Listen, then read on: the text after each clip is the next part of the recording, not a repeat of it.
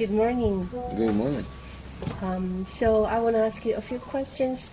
What do you know about Chinese culture? Okay, well, when I was a kid, I was very interested in Shaolin Monastery. I learned about this from the movies, about Shaolin masters and Kung Fu teachers. And I was in martial arts pretty much all my life from the childhood. Whatever we had different things. And it was karate, and then we had Kung Fu later in Israel when I moved to Israel. And I was very, very interested. I actually had a dream to end up in Shaolin and become a Really? Shaolin monk, Wow. and learn from Kung Fu masters. So I was practicing and training and watching movies, and that's how it started for me. The Chinese culture came to me through Kung Fu. And also actually through Wushu before. Yeah, Wushu. Wushu, it was the first, when I was living in Ukraine, I'm from Ukraine, I'm born there. Everything was illegal there. Kung Fu, karate, everything was illegal.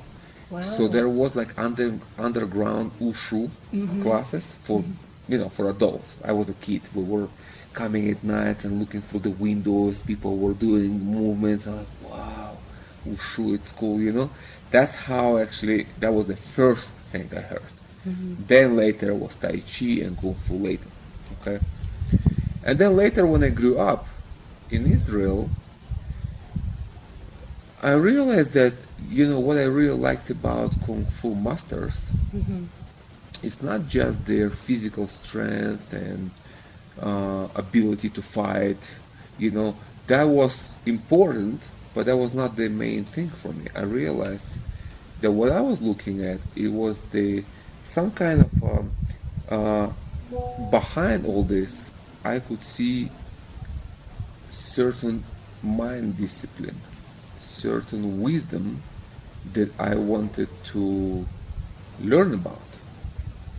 And then, but of course it's never happened that way. I never went to China. It didn't work out for me. So I was just, watching movies and readings. And then later I was starting to read Confucius and Lao Tzu. And I found a lot of wisdom in them. And I thought that Chinese culture has a lot to offer. The ancient culture has a lot to offer. And that's how it formed kind of my interest into, maybe that's what contributed to my spiritual seeking that became very strong later in life. It was from that area. So I can say that your spiritual path began from that time. Probably it became earlier. I feel like I born like that with questions about life and things. So it started earlier, but certainly with Chinese influence, it grew into a certain frame, maybe certain way, something I could relate to more through my body, and then through my mind, and then I think that's how it started for me. So in this way, Chinese culture influenced your way of Yes. of healing your path. Well, my whole life, I would say. Yes, it did for sure, because that's how it grew into everything that became later. It just grew into this. So it started from movements, then reading and wisdom, and then seeking for spiritual truth and wisdom in life. So it's fair to say that I was influenced greatly by Chinese culture, and I never even got into Chinese medicine. No. Which I was interested in. It was a big part, Chinese medicine, acupuncture, and herbs. I was never in the acupuncture; it wasn't my thing. But herbs I always liked, and I was interested, like what kind of herbs they have, how they treated their people. So that was already starting my healing path, like becoming a healer. I was never applying that to myself. I never needed anything. I was healthy always, but I was curious about plants as medicine. I always understood this concept, and Chinese medicine was, it was known. It's like somehow it was known, like people use herbs forever, Yes, thousands of yes, years. exactly. So, you know, we back then I didn't know about South America and shamans here. That's a new thing came to me later in life. But that was the first. The start. The start was there. So at that time I didn't get into Chinese medicine, but for me it was just more like Kung Fu, Shaolin, you know, things like that. More like physical. Martial art, yeah. So that's how it was for me. So also what I know about Chinese culture, that you have a different calendar there. Yes, exactly. And according to your calendar, I am a dragon. Yes. I born Chinese in zodiac. Yes. Chinese zodiac, yeah, in 1976, which is a dragon. I think it's fiery dragon somewhere. I'm a dragon as well. I was born in 1988. Yes. We see 12 years later. Yes. So that's pretty much what I know. You know, I don't know anything else about the actual culture. I never had Chinese friends or Chinese guests here. So all I know about that was through my experience and my interest and passion. And you're reading as well. Reading, of course, yeah, true reading. And also another thing that's important, you know, I'm a great fan of Taoism. You know, it's a way of living. It's a way of living. So I understood it early on. I was exposed to it early on, and I felt wisdom in it. And it resonated with me very much because I'm a nature lover. I am a student of nature. I learn from nature, I heal from nature, and I share these medicines with other people. So to me it was very clear that Taoism it's just a true way of living. It's a practical being in the moment, connecting to nature, connecting to what is, and Exactly. simple and yet truthful and real way to interact with life. Yes, yes. And I like that. So it talked to me a lot. The Tao Te Ching, how you say, I don't know how. 道德经. Tao Te Ching. And that's pretty much what I know about China. So can you tell me more about how your healing path developed in a later life? Well, to me it came through spirituality. Healing for itself never was my thing. I never looked for that. For me it was purely spiritual quest of truth and meaning and wisdom in life. You know, how to live life right. Yes. You know, what's the right way to live life. So it was Eastern philosophies that that are my base. And then later on I understood that although there is a lot of wisdom in them, yet these are words, and words have a certain limits. They cannot bring you as deep to your soul as the actual spiritual experience. Yes, the experience is much more important. Yes, words can serve, good words, good teaching, like Tao Te Ching and others, can serve as a map, as a guide. It shows you it's a theory. It's a good theory. It's like, okay, here is the wisdom. But it's not enough by reading it. You're not becoming wise by reading wise words. By practicing Practicing, by walking the path, by having the actual direct spiritual experience of life, you learn through wisdom. You know, so I understood that words were not enough. So the question was, what is it that is enough? What is it that can satisfy my deep search for truth? And I realized that had to be some kind of altered state of consciousness experience in which I can see the world in a direct way, bypassing conditioning, and all that, narratives, cultural narratives, and all that stuff, to see the world directly. So that's your definition of truth. Well, that's a way to find truth. That's a way That's to a find method truth. to find truth, to see what is. Not what you think about things and what you project and what other people project, but actual naked experience of reality. That's it. Here I am looking at the world and what is there. As what it is. What it is, yeah, what it is. So and that is the Tao. The Tao is what it is. It's what it is. It's not what you think it is.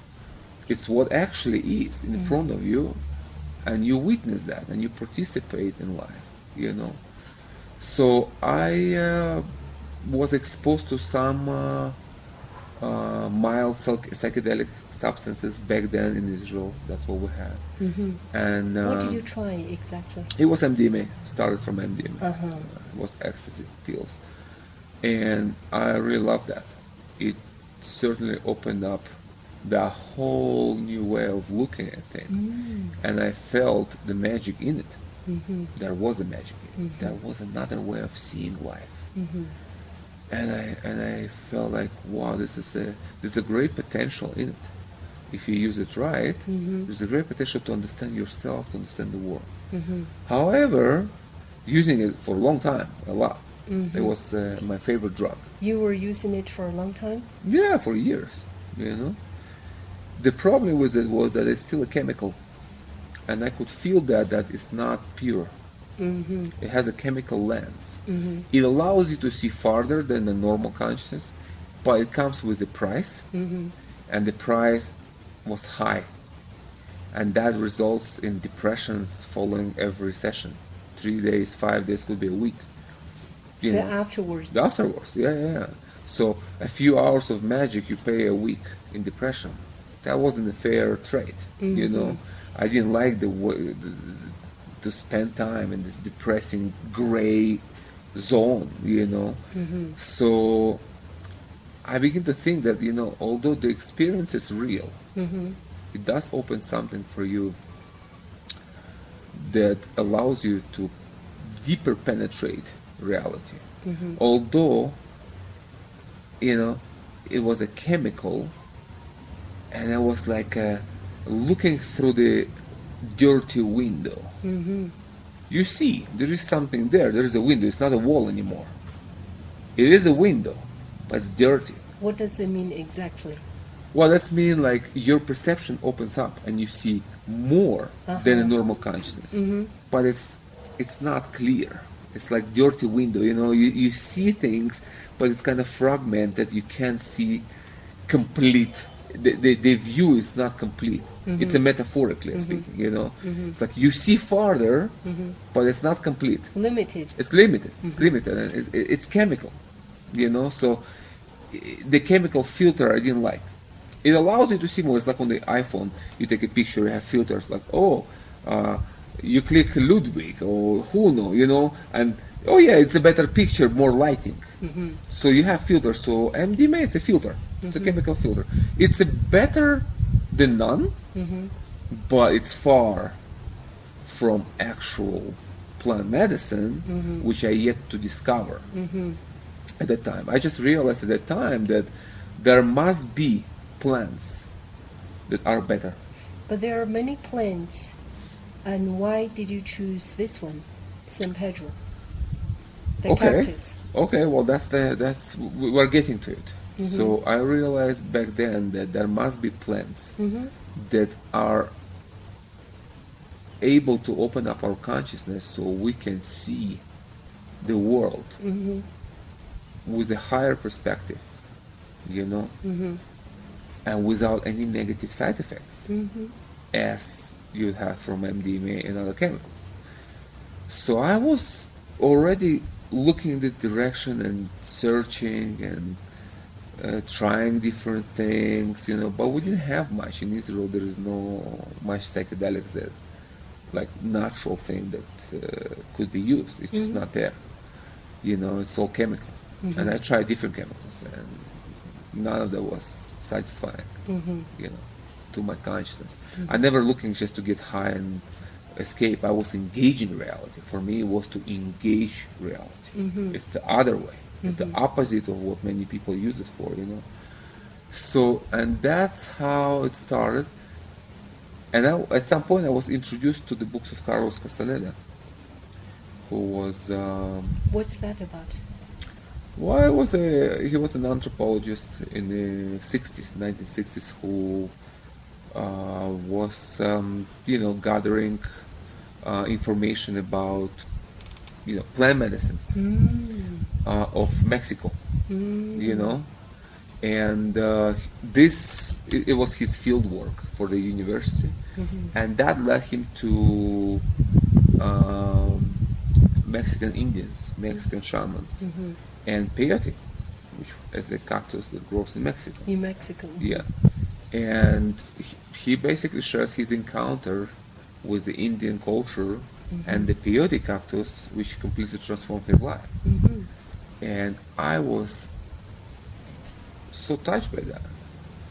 I felt the truth in it. I felt the real magic in it. And I thought, well, I need to find that. This is it. I need to find that, because this is the true wisdom. You take this cactus and it opens your consciousness, and you see the world in a different way, and you grow in it.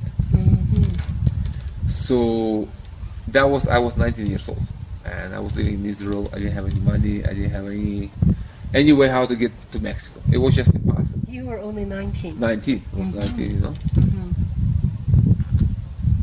So, but that's where the search started. Then I moved to America.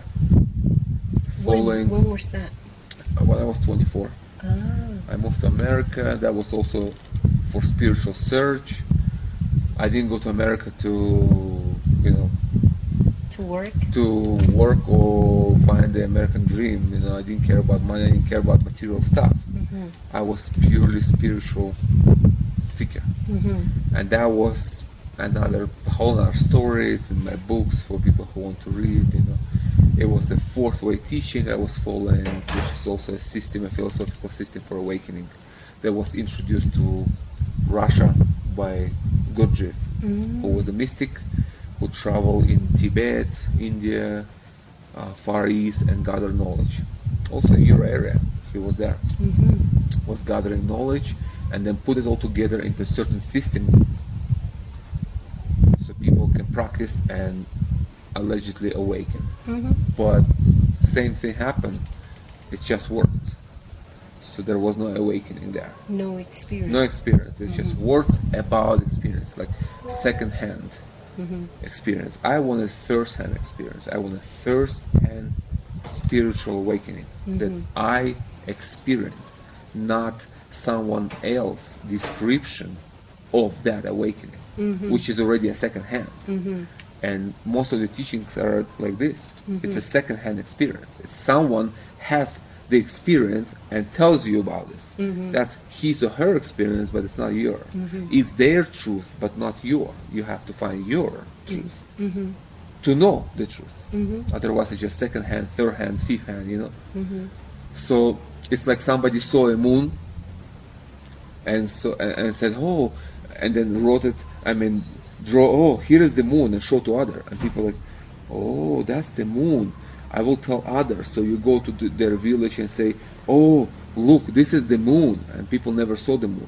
So it's like the same picture that people take and showing others as the original moon, but none of it is the original moon anymore. And some people don't draw it correctly. So next guy will draw a moon as a egg, and then somebody else will draw it as another geometrical form. Not first-hand experience. It's not first. So and yet they present it as moon to everybody else. So many people look at the moon. Some people can be seeing triangle and still think it's a moon.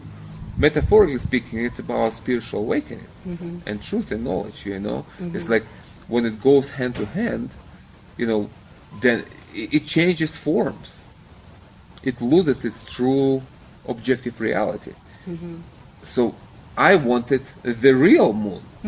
I didn't want to look at the finger that points to the moon. I want to look at the moon. So that's where the plant medicine, like sacred plant teachers, come to play. That's the this is their this is the quality of a certain plants that are able to open your consciousness and show you that more.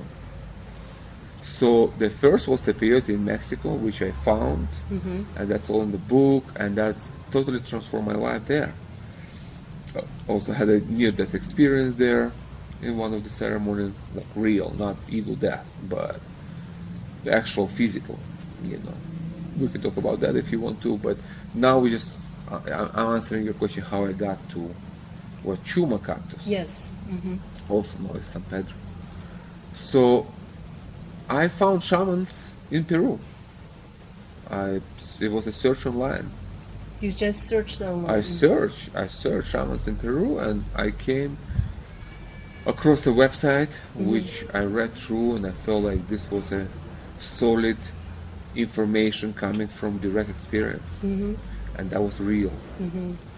So I contacted the guy. That was Don Howard. He was known Huachumero. He died in 2019, and then I felt the truth in him.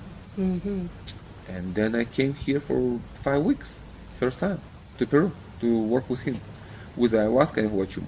So he was a guide. Yeah, to he your was my first spiritual teacher. path. Yeah. So I kept working with him like 3 years, and then I moved to Peru to serve this medicine. So why I choose Huachuma particularly, it just resonated with my soul more than anything else. But in South America, like ayahuasca is also popular. Yes, we started from ayahuasca in the jungle. That was a very difficult journey, but also important. And then Huachuma was following ayahuasca. And then I stepped into the heaven. And I realized that that's what I was looking all my life. This absolute clarity of the medicine, this open heart, this feeling, this sense of deep connection to nature, peace, and wisdom that was coming in it. The wisdom of being, it's just there, it's all there. All the qualities I was looking for in a teacher, I found in the cactus, which is purer than any teacher in human form. It has no ego, it has nothing. It's just pure consciousness that activates our consciousness through symbiosis. So I was completely shocked by this experience in a good way. In ayahuasca, I was shocked in a different way as well, but that was a very difficult journey. Why is it difficult? It was physically challenging. It's I was not ready for that at that time. And it still worked well, and it did what it had to do, and helped me with certain things in life, and set the tone for my spiritual further development in the shamanic, walking the shamanic path. But when it came to Huachuma, I realized that this is it. This is the place I want to be. This is the medicine I want to serve, and this is the path I want to walk. It's a path of love. It's a medicine of love. It's a heart medicine. It just opens you up to all that is. Opens you up to the Tao, and makes you directly learning from that. It allows you to learn from nature directly. So, for example, just one example, I'll ask you, who do you think were the first Qigong masters? I think there are many, but you mean the first The in very Chinese? first Qigong master, who was? I'm not really sure. Yeah, of course. I know who. Who is that? A tree.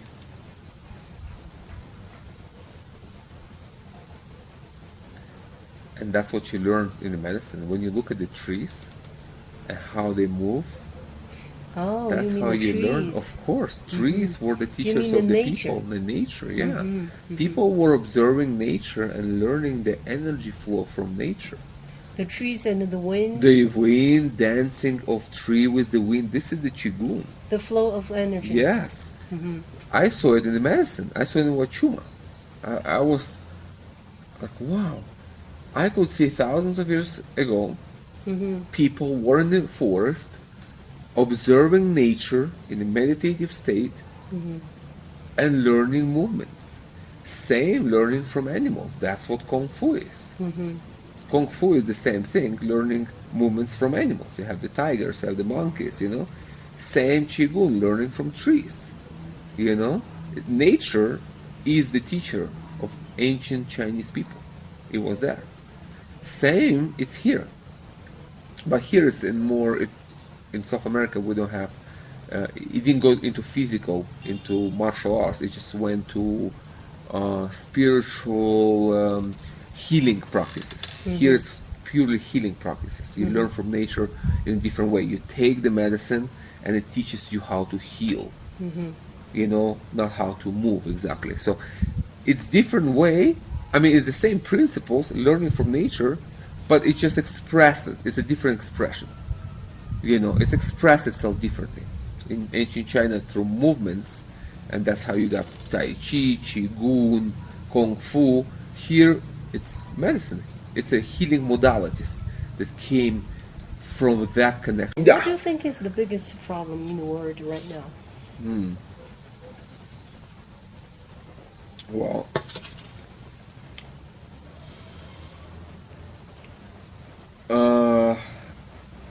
okay, I can tell you this. The biggest problem in the world is that the modern world has lost its way. That's the problem. How? Through disconnection from nature, through disconnection from the real world, through overemphasizing of technology and progress and city life. You know, when you lose connection with nature, you lose your way. You become too heady. Life in the head. It's only happening in your head. It's thinking about life more than living. The heart just shuts down. There is no feelings, there is no connection. It's becoming too artificial, too just become fake.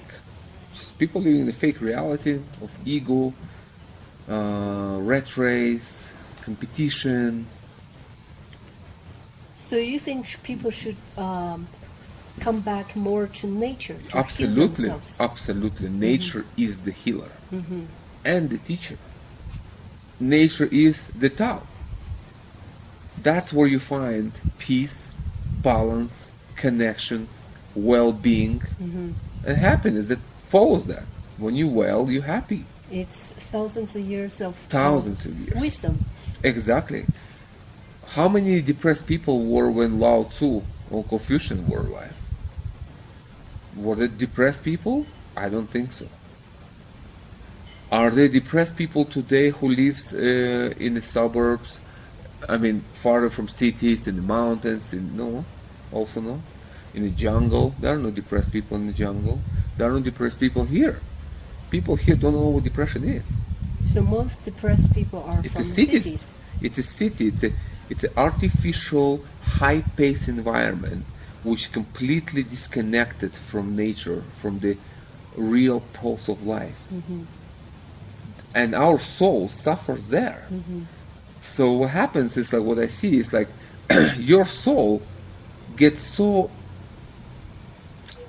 you know, it gets hurt by this concrete jungle that you live in, by this constant noise and cars and pollution and all that, and fake neon lights, and people lose their rhythm. People go to sleep very late because that's how life is in the city. You work, you want to go out, then you go to sleep late, and then you know, it's just not natural. Like here, we wake up with the sun. So what do you think depression is? in your definition? I think it's disconnection. Disconnection from oneself, from one person. People just lost themselves in all this. People don't know who they are, what they do in life, what's the purpose of life, what they want to do. They just cut into this momentum of life. Waking up, going to work, getting stuck in traffic, fighting with people, hating people at job, coming home, tired, exhausted, don't have time to do anything you want to do, going to sleep, and that's it. That's pretty much. Working 5-6 days a week, having 1 day rest, maybe 2 if you're lucky, working 50 weeks a year, getting 2 weeks off. It's like your prime time is given to survival. Your prime energy, your prime time, 8 hours a day, your all youth, all given into survival. So people are just surviving. It's surviving. Not living. Who is living? How many people you know who are truly alive and happy and enjoying every moment, sitting, doing whatever they do, and just conscious of their life, conscious of the fact that their life is a moment, stretching the time, and it's all gone before you realize. How many people actually live fully present in the moment while doing their life? Not many. Not many. Most people either live in the past or in the future. In the future, people don't live in the present, because that's where the spiritual practice come in and teaches you how to live in the present moment, what is. That's what Huachuma is teaching you. You take the medicine, it calms your mind to a point of serenity in the Buddhist sense, and opens your heart for feelings, the pulse of life. And pulse of life, it's fake in the cities. It's too fast, and that's what makes people sick. We're not engines, we're not boats, we're not cars. We are human beings, which are part of nature. Our pulse is different. So when you take Huachuma, it slows it down, so you can feel the pulse of nature, and it's much slower. You look at the trees, you look at the river, you hear the birds. It's all real, and it's the real pulse. That's the vibration, that's the frequency when we feel best, when we find healing and peace. That's where you feel happy, that's where you feel alive, that's where you feel well. In the city you don't have that. The pace is too fast. It's agitating. People are agitated because of that. So Plus people have constant lost noise. their purpose in life. They lost connection. Connection. They lost connection, and when you disconnected, what is your purpose? Who are you even asking that question? And if somebody asking the question, then the Hollywood will give you their answers. Your priest will give you their answer. Your political leaders will give you different answers. Everyone has their own answers to what is your purpose. But it's not your purpose, it's their purpose. What is your purpose? Beyond cultural narrative, beyond ideologies, beyond political alignments, what is your purpose as human being? Personal. That's a good question. That's a very good question. And I think another question it's worth asking is, who are you? Like, who are you truly behind your name, behind your profession, behind your role, social role? Apart from all the identities, yeah. Who are you inside? The true you, the true self. When you ask this question in medicine, you can find the answer for this. And when you find the answer for this, it redefines your purpose in life. Do you think this problem is universal, or it's Yes. culturally different? I think it's everywhere. It's universal. The only difference is, like, in the West, it's a lot worse. Why is it a lot worse? it's a lot more advanced technologically and materialistically. It's like, and more intellectually. So they're more intellectuals, and yet this is where the headiness comes from. You know, people in South America, for example, are very different. People here are less intellectual and more open, more emotional. So people are not. You mean they're more open-hearted? They're more open, more hearty.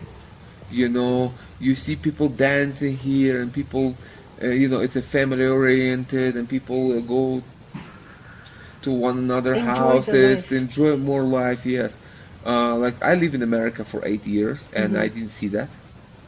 It wasn't how I perceived that. How did you feel when you? Oh, it was more isolated. More isolated. More like you don't know your neighbors there. Like you don't know who's there. Here I know my neighbors. So it's a lot harder to make friends. Yes, it's more artificial, I would say. More artificial. The American people are good people. There are a lot of good people there. Like really good people, good-hearted, honest. But the culture, it's very spiritless. It's like a spiritual wasteland. There's nothing there spiritually. There's nothing in America. There's only money there. So, like you want money, you go to America. But there is nothing there. There's no spiritual way of life that you can connect to and feed your soul. I went to America because there was a spiritual teaching I was following. Only that. I didn't go to buy a big car or big house, or I didn't care about these things. That materialistic approach was not even important to me. I was scared of that. I was running away from that because I was afraid that can corrupt my soul and I can lose my path. Do you think a person can be rich and spiritual at the same time? Yes, absolutely. Absolutely. But only if you come to that later in life, when you already form your character, when you already walked your path, when you learned the wisdom, when you really understood the values of life. Then later, of course, we come to that. Like we need financial freedom, we need money to pay bills, and nothing is for free in life. So, rejecting the subject, it's at a certain point it becomes simply unpractical. When I become a father and I have my family, it's like, okay, now I need to provide to my family. So I do need money. I want to create financial future and security for my family. But that's a different thing. I form myself. I know myself. I know what's important for me in life. So now, sure, money is good, and the more is better because it allows you to do more things, So, but it's not a problem anymore because you know yourself. You're uncorruptible. Like you can't. It's like you will not become a slave to money at that point, as many people are, and that's the problem of money.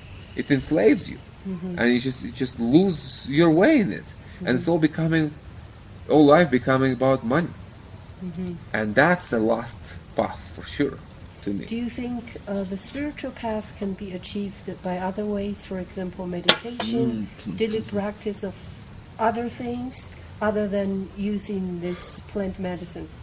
To be completely honest, no. Why not? Because it's not deep enough. It's good as daily practice to maintain your connection. Yes, meditation, yoga, like Qigong, this is all good. It keeps you out of your head and brings you to the moment, to life. So as a daily practice, it's a good thing. And you can maintain the connection by using different modalities. But to reach wisdom, to reach that, to touch the heart of existence, you need to have a higher perception, a higher consciousness that is hidden from our daily way of looking at life, and yet it exists in us. It's our things. It's natural to us. You call it in some traditions a third eye vision. That's what it is. You open the third eye vision. So when you open the third eye vision, you see more than you see normally. And there are different ways to open it. And yes, some people do it through yoga, and some Buddhist monks can meditate for 30 years and reach those places of consciousness. But these are highly dedicated people. These are not the people, regular people who go to work every day. So for them, the answer is no. But for those guys, the answer is yes. If you a Kundalini master or a Buddhist monk, yes, you certainly can reach profound truth in your life by fully dedicating your life to it. But it takes the whole life, and you can't do anything else. So the power of plants is that they allow you this type of perception to reach that higher states of consciousness in which you learn directly from the world of spirit, while having the life here. Normal life. The problem is that a lot of people, after they try the plant medicine, they still have to go back to their real life, still have to work in the big cities. So what do you provide with that? What solution? That's where you use meditation, that's where you use yoga, that's where you use outdoor walking, hiking, nature, that's where you do reading, that's where you do kind of conscious, intentional living. You practice things to maintain that connection. So my understanding is that more balance, in Chinese culture we call balance. Balance in life. Not too much work, but also... you have to balance that with nature. With nature peace, and with contemplation. Relationship with others. So to be more balanced. Absolutely. You can't be just, swollen by your work and by your preoccupation with money and paying bills and careers. It's a very unbalanced, unhealthy life. And at some point, it will hurt you. You can lose your health. You can break down psychologically, It just, you will just worn yourself to death at some point. People getting sick because of that. That's a big, major contributor to depression, I think, and anxiety, and it's a stress. Society is just built on stress. Everybody's stressed. It starts from the morning when you wake up from alarm clock. We don't have alarm clocks. We wake up with birds and sunshine. We wake up in peace in the morning. We wake up happy. I wake up, I look at the skies. I hear the birds, and I see sunshine in my room. It's a happy start. How people wake up in the cities? Alarm clock. Bam, bam, bam, bam. It's already stressed. Your soul is resting, relaxing, and you get stressed already. The first moment of the day, you're already stressed. And then quick, work. I'm busy. I'm stuck in traffic. I will be late. My boss will be angry. He will fire me. I will not have money to pay my mortgage. I mean, it starts right there. A lot of people don't have choices because they are struggling with their survival. I disagree with that. I think that's what the culture is telling you, that you don't have choices. I don't think it's true. I didn't have choices either. If you read my books, you understand where I'm coming from. I had hopeless future. Hopeless. Immigrant. It just nothing. No profession, no education, no nothing. Just was, second-class citizen. The worst jobs. Robotic existence. Inhumane. That's what I had. So I also didn't have any options and no choice. And yet you understand in life that you always have choice. But it's a secret that nobody tells you that. Nobody teaching you that in university, in schools, in the church. Nobody tells you that you have the choice to change your life. It's a matter of realizing that you have the choice and doing what it requires to make things different. To make a difference in your life, to change things. So there is a choice. That's the whole power. That's what the medicine is teaching you. Huachuma is teaching you that exactly. You have the choice. You have a choice to be happy, or you have a choice to be depressed. Your depression is your choice. For some people who are depressed, that sounds like crazy probably. It's like, how? It's not my choice. I want to be happy.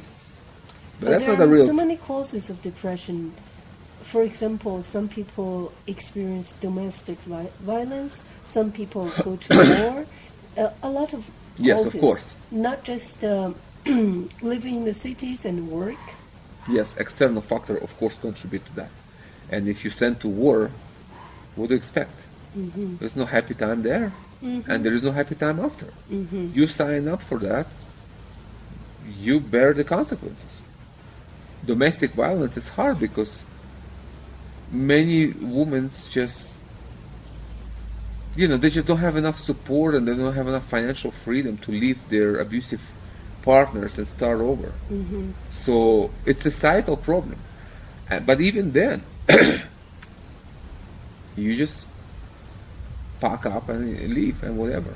It's a willpower. It's a willpower and courage that keeps people enslaved. You just say no. I'm sick of that. I don't have anything. I don't care. I'm leaving. I don't care. I walk the street, but I will be hungry, but I will be free. It's a willpower. Do you think certain cultures cause people more depression than some other cultures? For example, like Chinese culture, American culture, like East and West. You see, I can't speak objectively because I've never been there, so mm-hmm. I don't know. I don't have the first-hand experience of Eastern culture, mm-hmm. but I live in 4 countries, so I can speak for them. In America, it's very tough. It's a highly medicated nation. It's a drugged-up nation. It's like the pharmaceutical industry took over of health industry and psychiatry. Mm-hmm. And I had many therapists here who came here and told me that. Like they just confirmed what I already knew. So that's a big problem because what happened is that a big pharma, they just took the therapy out of therapy. Mm-hmm. They just medicating everyone. Oh, you have a little depression? Okay, medication. Oh, your child, 5-year-old child, is a little bit restless? Medication. It's a medicated society. It's like highly. The numbers are staggering. If you look at statistics, it's crazy. Mm-hmm. It's insane. Mm-hmm. We're talking about, I don't know, maybe 50% now, or maybe more, of people who are on some kind of medication. Mm-hmm. This is not a healthy society. For example, in Peru, we don't have that. Here in the mountains, people don't know what depression is. People just wake up, go to work, come home, love their kids, do things. It's all real connection with other people, good food, good air. Here people understand the concept of food as medicine. And I'm sure in China too.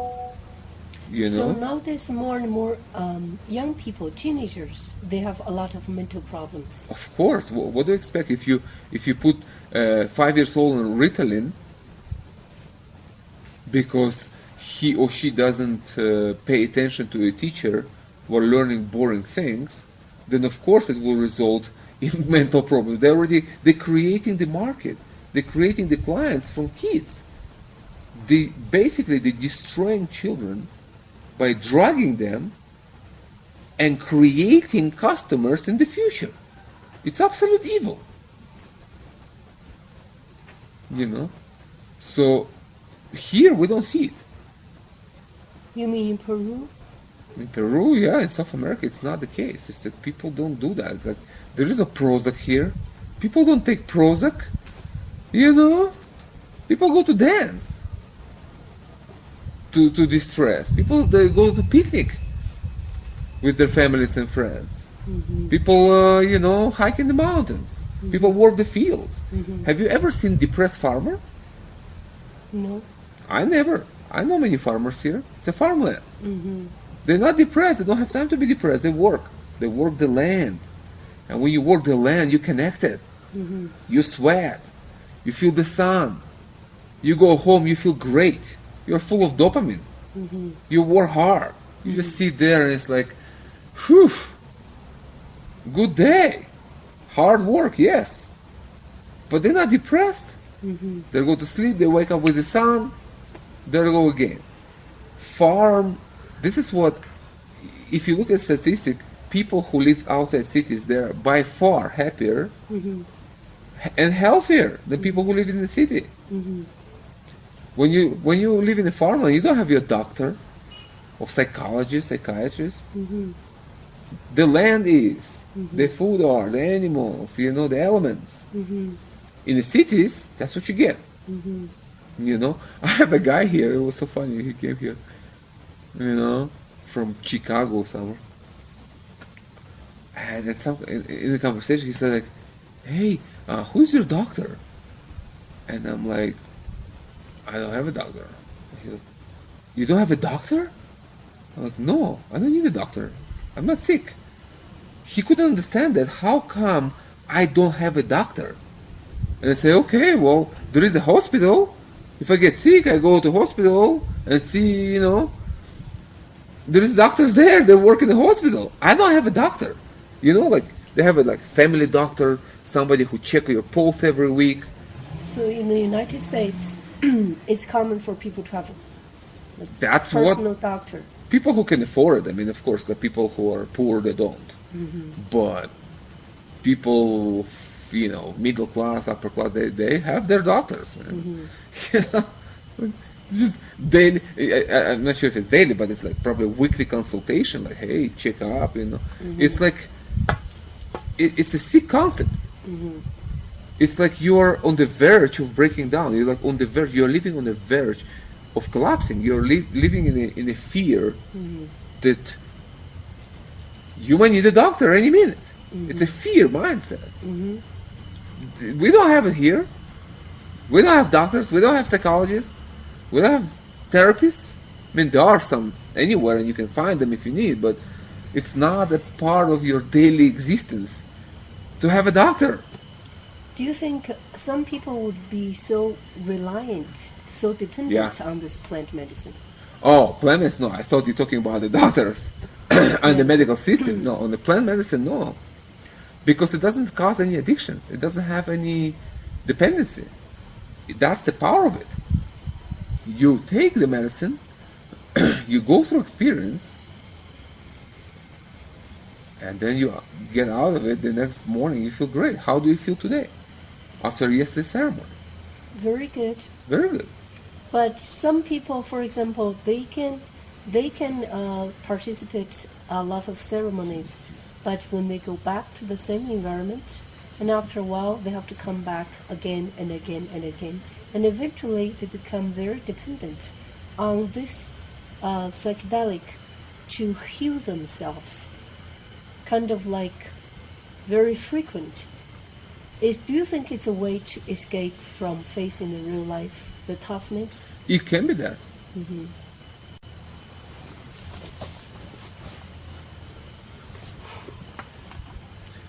It can be that, but not necessarily is the case. You can come here once and never come here again. And living all your life based on this beautiful experience that you had here. Beautiful connection. Knowing yourself, knowing who you are, and living through this connection. You can come once a year to empower yourself and recharge and reset your energy. That's great too. It's really up to you how frequent you want to do this. There is no requirement, there is no expectation. Some people come and once and they change their life. They come here and understand that their relationship or marriage is toxic. And they need to change that. And that's a big problem in their life. So they go back, they change that, and they're healthy. They find a better partner and happy lifestyle, so they don't need anything else. For others, it's different. For people who are searching for wisdom and truth, they come more, because the more you go into it, the more you understand. It's the same like with anything else. The more you practice something, the better you become. But you don't have to. Like you can practice Kung Fu 1 year, or you can practice Kung Fu 5 years. It's a different level. A person who practices 5 years will be faster, stronger, Same thing with the medicine. You do medicine more, you get more out of it. But you can stop at any time and live your life. But do you think each person is different?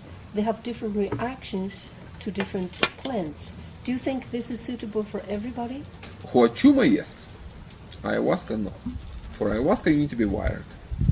It's a difficult experience, and can be very scary and very physically and psychologically challenged. So, Mango, come here. Come. Get out. Come. So, ayahuasca is not for everyone. It's can be very challenging journey.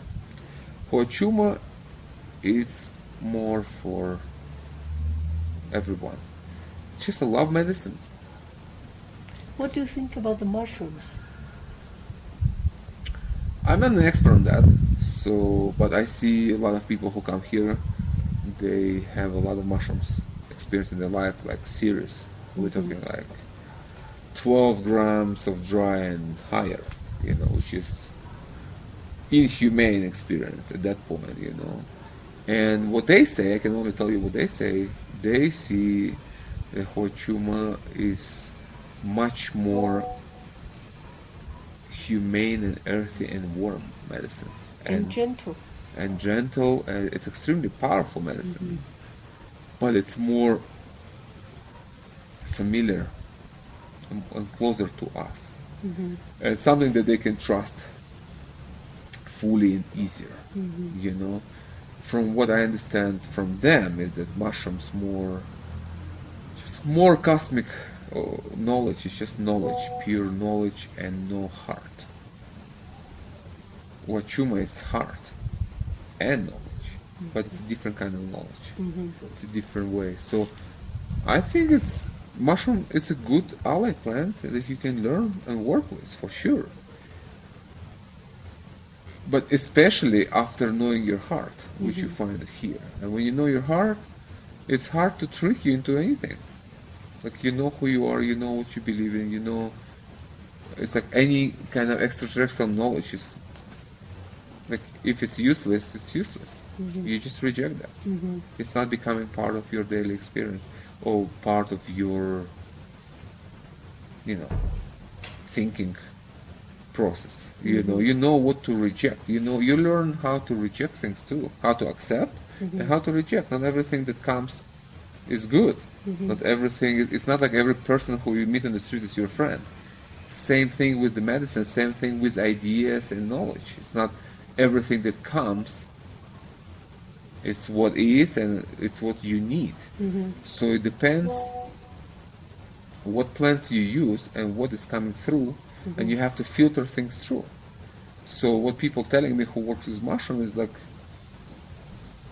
not everything that comes is the truth, and you can be tricked into thinking different things that are not necessarily correct, because it's more like extraterrestrial origin. It's more like outwardly from. It's like, I don't know, from space or somewhere, But Huachuma, you don't feel it. Like Huachuma is from here. It's our medicine. It's Earth Mother. It's Earth Mother. It's for humans here to discover who they truly are and their nature and live a life from a space of love. That's it. You can use other plants for sure, and you can learn from mushrooms too, from that space. It's like you can use other plants as allies when you already figure yourself out. So I would suggest to do the Huachuma first and see the light, feel the divine connection, understand what oneness means. And then when you go back, you can work with other plants to maintain that connection. That certainly can be very useful. And mushrooms are more accessible, and you can grow your own, and you can microdose. I mean, it can be very good help in your daily life, plus other techniques. It's all good. There's nothing wrong with it. It's how you use it, and it's who using. It's the user who using what. With what intention, with what mindset, with mushrooms or ayahuasca or Huachuma. These are energies. These are intelligent, highly intelligent beings, or spirits, as we call them. They have their own intelligence, so they can teach us different things. You can learn from each of them and grow into their wisdom. Very interesting conversation. Okay. Do you think we should stop here? No, we can talk more. You want to ask a few more things? Like, I don't know, how this medicine can help people change their lives. Yeah. Which we are talking about, basically. How do you think this medicine can change people's life? In many ways, actually. It can take you from your head to your heart. And that's where the true journey is. That's the journey of awakening is there. It's not in the sky, it's not in Andromeda galaxy, it's not in fifth dimension. It's right here within yourself.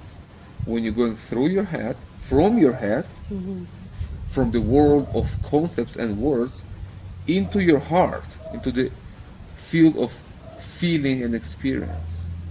That's where the real change starts. So when the people come from China, from America, from Europe, doesn't matter. We're all the same people. Like the differences between us are very minor. There is more in common than, like we have more in common than we think. We're all humans. We all want the same thing. We want to be happy. We want to have to see our kids growing and find their happiness, and simple earthly things. So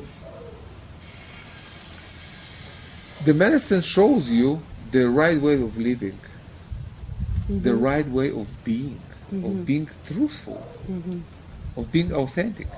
It teaches you that, how to remove your social masks and find your true identity and be that in life.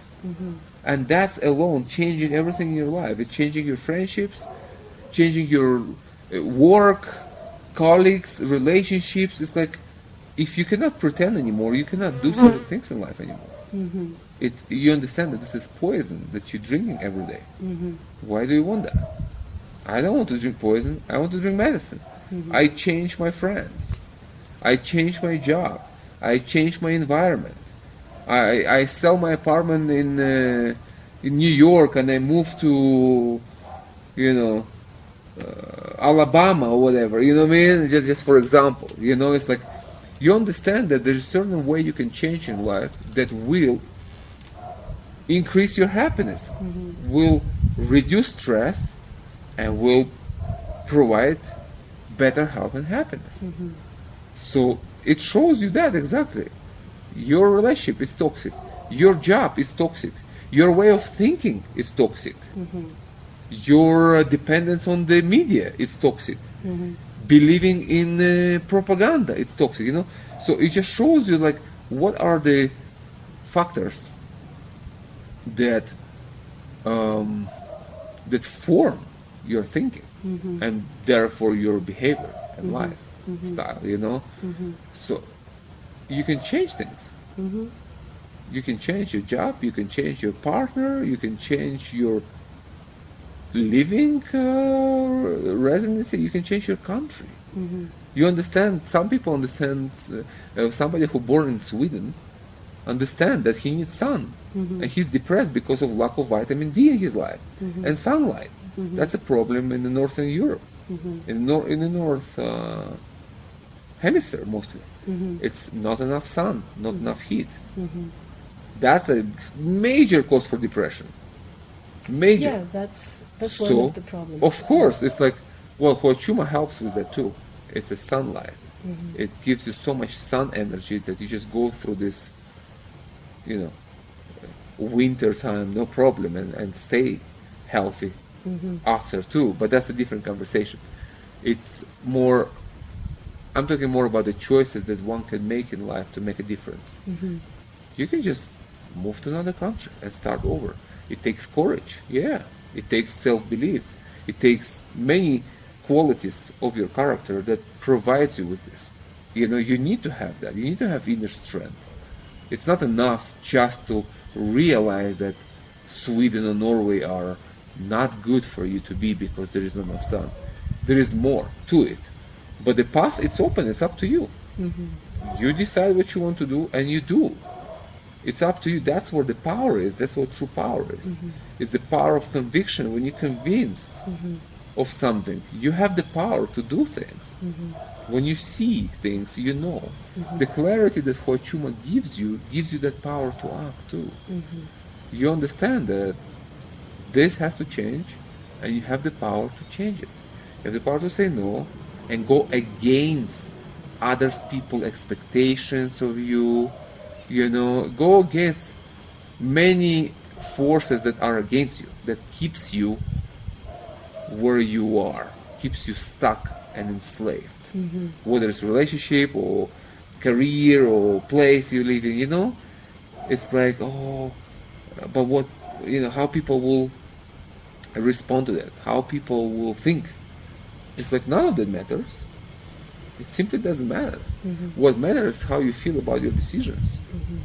That matters. If you feel that this is the right way to you, it's the right thing for you to do in order to achieve greater happiness, that nobody have the power to stop you, and you should not let them do it, and you should not give your power away. It starts with vision, it starts with clarity, which Huachuma gives you. Huachuma provides that. It opens your mind and lets you see your life from higher perspective, from a bird view, and you see the whole life. You have a better look, just a better view of your life, of yourself, and therefore you have a better chance to make better decisions as a result of greater clarity. It's simple. That's how it works. Huachuma opens your vision so you can see yourself and the world you live in, and decide for yourself what you want to do. You know? That's a very good conclusion for this. I think so. Yeah. Okay. Anything you want to tell to your community, to your people, from your experience with us? Maybe you share what is it for you, which is short experience that goes deeper as you do more ceremonies. But even from that little experience, you have 2 ceremonies so far. What would you like to share with your community, with Chinese people who never heard about plant medicine, who never heard about shamanic cultures and, you know, higher states of consciousness and all that subject? What would you share with them to help them to bridge 2 cultures? What would you say? Well, there are a lot of plant medicines in China as well. They play a different role for thousands of years. For example, traditional Chinese medicine, which you know, there are so many kinds to heal, to help people with both physical and mental problems as well. So there are a lot of plants, not as strong as these kind of psychedelics, because Chinese people believe in daily life. So you practice the health and the plant medicine in daily life, but small dose.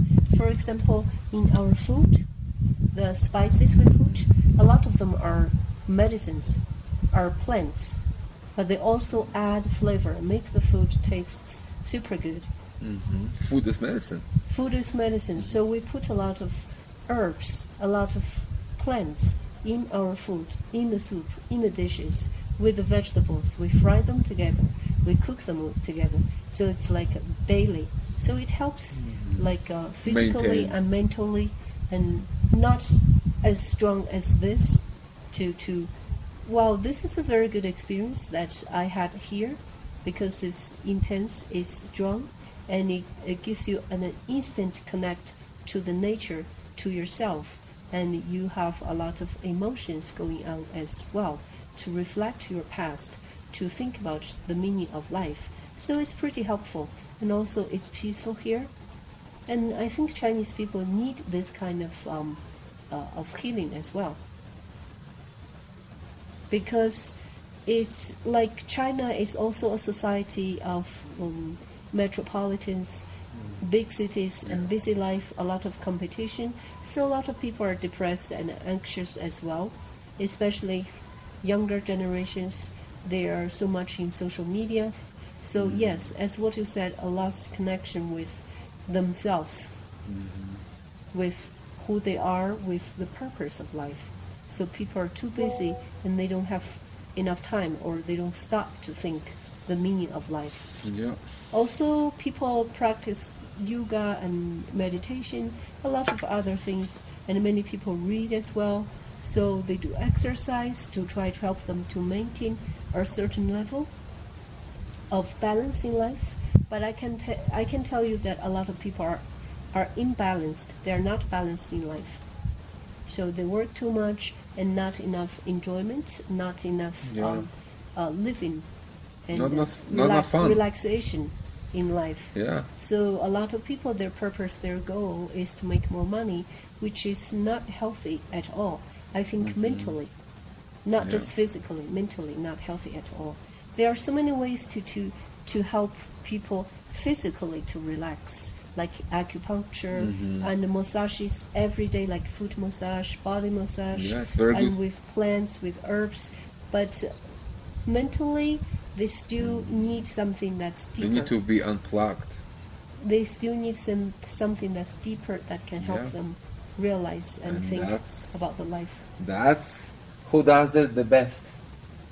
The Yeah, grandfather maybe in the future they Huachuma. can try that. Yeah, in the future, if people who are really seeking for the spiritual path, and I think they would come here and try that. Would be wonderful, I would love that. Yeah, sure. I would love to introduce Chinese people to Huachuma medicine. And ayahuasca too, we do both. But mostly we do Huachuma.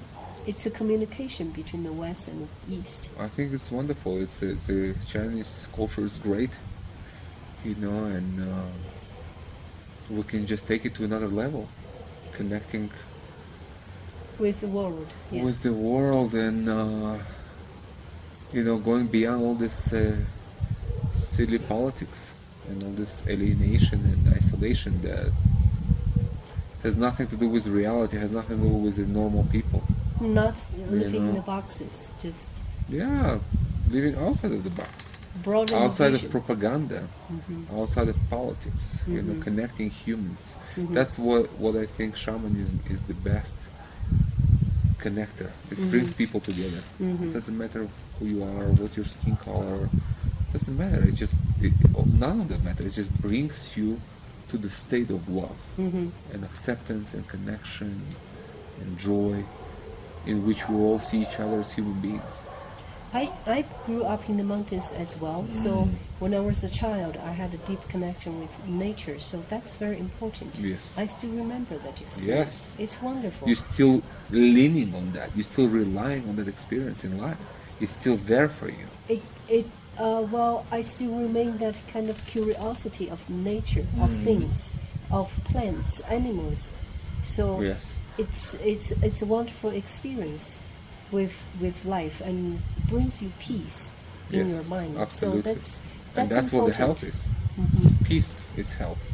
So in China, there are so many places that you can go outside with the nature to get in touch with the nature, but people are too busy, Too busy, too tired. not thinking too much about that. Yeah, too exhausted from daily race. There is no time, there is no energy left to do that. Yes, so the whole society is pushing people moving forward very fast. So kind of like And then you a brake. little out of control. Yeah. When your car goes too fast, your engine explodes. You know, if you step on the gas the whole time, at some point your car will explode. The engine will break. Yes. That's what happens Yes. in society. People just stepping on the gas the whole time. And that's not healthy. I think the whole world is in competition, not Yeah. just within one country, like China and the United States, East and Yes. West. A lot of competition. They're trying to compete who develops the technology more in the society, which society goes faster and makes more money, the GDP. So it's Yeah. a lot of problems. Yep, that's true, and people suffer on every side. You know, normal people always suffer. These people who suffer from political decisions and economical policies and everybody. It's the normal people. It's the day-to-day people who want to grow their families and see their kids grow and be happy. You know, Yes. people who are full of debts. You know, and there is nothing left but working hard to pay your debts, and that's slavery. That's a financial slavery in which we live. And then when you retire, you die. That's it. Chinese people basically live in the future, so they are believing that if they make more money, their life will be better, but they ignore the presence, not enjoying too much of the present. And then they break. You know, it's like, it's not just Chinese people, it's anyone. I had people here in their Universally. 30s who make a lot of money and lost health, almost died in their 30s. And we heal them here. And it's like, wow, I was chasing, building the business, and I lost my health at 32. Now I have millions of dollars in the bank, but I don't have energy to use them. I don't have energy to live. You know? You burn out. Health People is burn out. number one. Health is number one. Yes, absolutely. Without health, there's nothing. There's nothing. It doesn't matter how much money you have. You're not healthy, you're not happy. That's it. Period. And health, it's a lifestyle.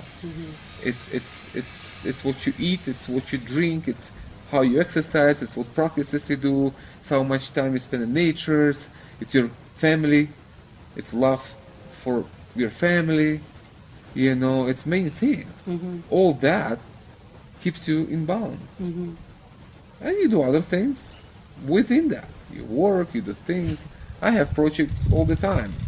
I write one book, I write another book, I have people here all the time, make videos, you know, it's like, but it's so fun for me. I like it. I enjoy doing that. So it's very important too. It's encouraging people to find their passion and follow that, because their passion is their medicine.